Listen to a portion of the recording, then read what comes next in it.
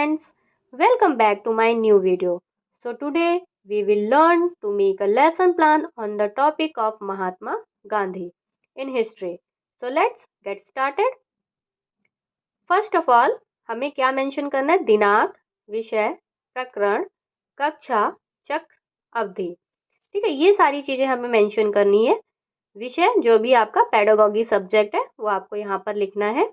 उसके बाद प्रकरण, जो भी टॉपिक आप ले रहे हैं क्लास में पढ़ाने के लिए वो यहाँ पर लिखना है, उसको अंडरलाइन करना है. ठीक है, अंडरलाइन करना मस्ट है. ठीक है, अंडरलाइन करना ज़रूरी है. ठीक है. उसके बाद है सामान्य उद्देश्य.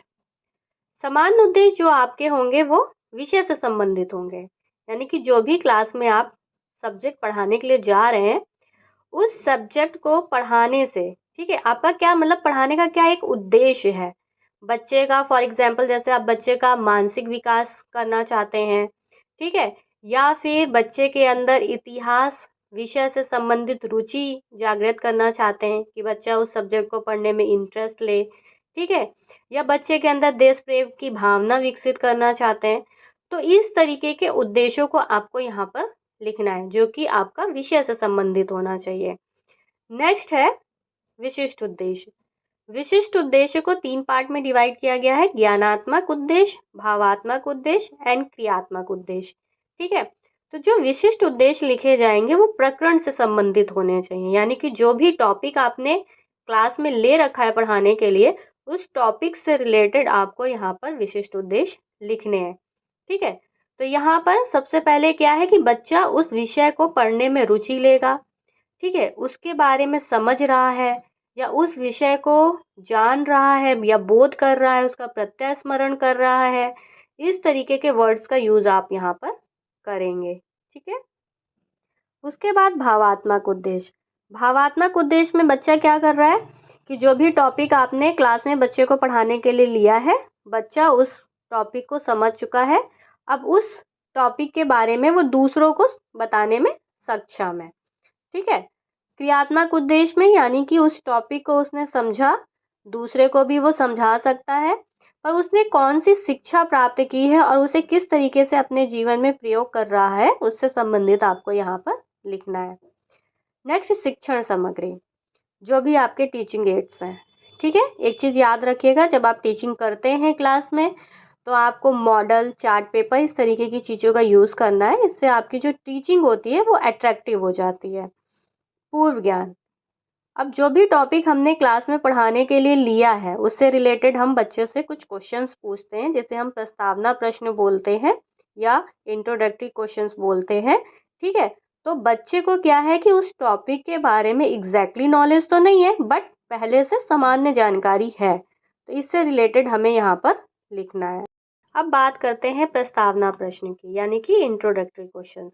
हमने अपने प्रीवियस वीडियोस में ऑलरेडी आपको एक्सप्लेन किया हुआ है कि इंट्रोडक्टरी क्वेश्चंस हमें किस तरीके से बनाने हैं.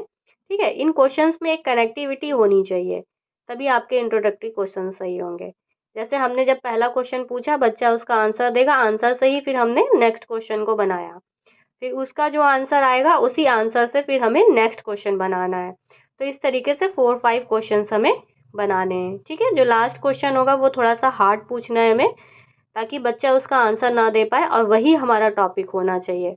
जब भी हम क्लास में टीचिंग करने के लिए जाते हैं बीएड 3rd सेमेस्टर में, तो हम बच्चे को पहले से ही टॉपिक नहीं बताते हैं, टॉपिक हमें बच्चों से निकलवाना होता है. इसीलिए हम इंट्रोडक्टरी क्वेश्चंस बच्चों से पूछते हैं. ठीक है. उसके बाद है उद्देश्य कथन. अब यहाँ पर हमारा टॉपिक आ गया, तो अब हम क्या कहेंगे बच्चों से कि आज हम महात्मा गांधी जी के विषय में विस्तार पूर्वक अध्ययन करेंगे. नेक्स्ट, जो भी हमारा पहला टीचिंग पॉइंट होगा उससे रिलेटेड हम यहाँ पर डेवलपमेंटरी क्वेश्चंस पूछेंगे, यानी कि विकासात्मक प्रश्न, और छात्र क्रिया में जो बच्चा आंसर देगा वो हमें यहाँ पे लिखना है. जो हमारा सेकंड क्वेश्चन होगा उसका आंसर जो है बच्चे दे भी सकते हैं, नहीं भी दे सकते हैं. ठीक है, लेकिन जो उसका आंसर निकलेगा वही हमारा टीचिंग पॉइंट होगा. ठीक है, इस तरीके से हमें इन क्वेश्चंस को बनाना है. उसके बाद जो भी हमने टॉपिक लिया है उसे एक्सप्लेन किया है. एक्सप्लेन करने के बाद छात्र क्रिया में हम लिखेंगे कि छात्र ध्यान पूर्वक सुनेंगे. ठीक है, उसके बाद शिक्षण विधि हमने कौन सी यूज़ की? व्याख्यान विधि. और श्यामपट्ट कार्य में हमने यहाँ पर क्या किया कि ब्लैक कलर का चार्ट पेपर लिया है, उसे यहाँ पर पेस्ट कर दिया है और उसमें इम्पॉर्टेंट पॉइंट्स लिख दिए हैं। उसके बाद फिर हमने इसी टॉपिक से रिलेटेड जो भी हमने क्लास में एक्सप्लेन किया है, नेक्स्ट 2 डेवलपमेंट्री क्वेश्चंस फिर से पूछे हैं हमने, यानी विकासात्मक प्रश्न हमने फिर से पूछे हैं। छात्र अनुक्रिया में बच्चे ने आंसर दिया है। शिक्षण विधि में प्रश्नोत्तर विधि का यूज किया गया है।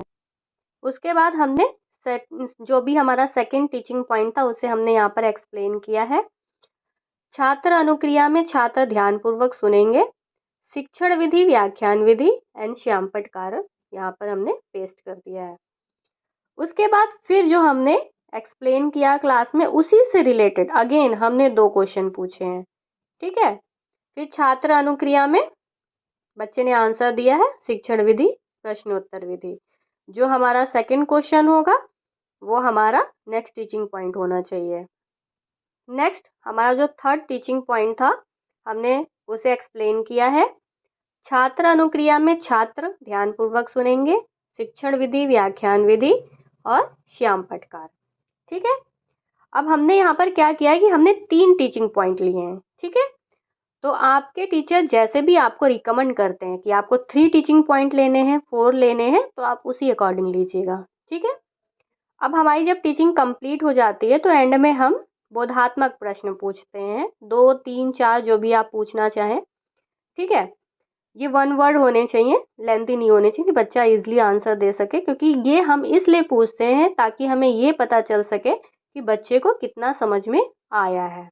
ठीक है, छात्र अनुक्रिया में आंसर लिख देंगे एंड शिक्षण विधि में प्रश्नोत्तर विधि का यूज किया गया। नेक्स्ट है श्यामपट्ट कारक, यानी कि जो भी हमारी ब्लैक बोर्ड एक्टिविटीज होती हैं। ठीक है, तो जैसे ही हम क्लास में एंट्री करते हैं तो सबसे पहले हम दिनांक, विषय, प्रकरण, कक्षा, चक्र, अवधि, ये सारी चीजें मेंशन करते हैं। ठीक है, प्रकरण हमें पहले नहीं लिखना है। जब हम इंट्रोडक्टरी क्वेश्चंस बच्चों से पूछते हैं, ठीक है, टीचिंग के टाइम पे, ठीक है, तो बच्चों से ही हमें टॉपिक को निकलवाना है इंट्रोडक्टरी क्वेश्चंस के थ्रू। तो जब वो हमारा टॉपिक आ जाता है उसके बाद हमें ब्लैक बोर्ड पे उस टॉपिक को लिखना है और उसे अंडरलाइन करना है। ठीक है, उसके बाद फिर जो भी हमने 3 टीचिंग पॉइंट लिए थे हमने 3 पार्ट में डिवाइड किया है और उससे इम्पॉर्टेंट पॉइंट जो है रिलेटेड हैं वो हमने यहाँ पर लिख दिया है। नेक्स्ट, लेखन एवं निरीक्षण कार्य। जब हम ये ब्लैक बोर्ड एक्टिविटी कर लेंगे तो उसके बाद फिर हम बच्चे को क्या कहेंगे कि जो भी श्यामपट्ट कार्य में आपको रिटर्न वर्क दिया गया है आप उसे अपनी उत्तर पुस्तिका में या अपनी कॉपी में नोट करें और बाद में फिर छात्र अध्यापिका कक्षा में घूम घूम करके उसका निरीक्षण भी करेगी। ठीक है, उसके बाद है पुनरावृत्ति कार्य। पुनरावृत्ति कार्य यानी कि जो भी आपने पढ़ाया है उससे रिलेटेड 1-2 क्वेश्चंस आपको बच्चों से पूछने हैं। ठीक है, वो 1 वर्ड यानी शॉर्ट होने चाहिए, बस इतना याद रखिएगा कि वो शॉर्ट होने चाहिए कि बच्चे इजीली उनका आंसर दे सकें।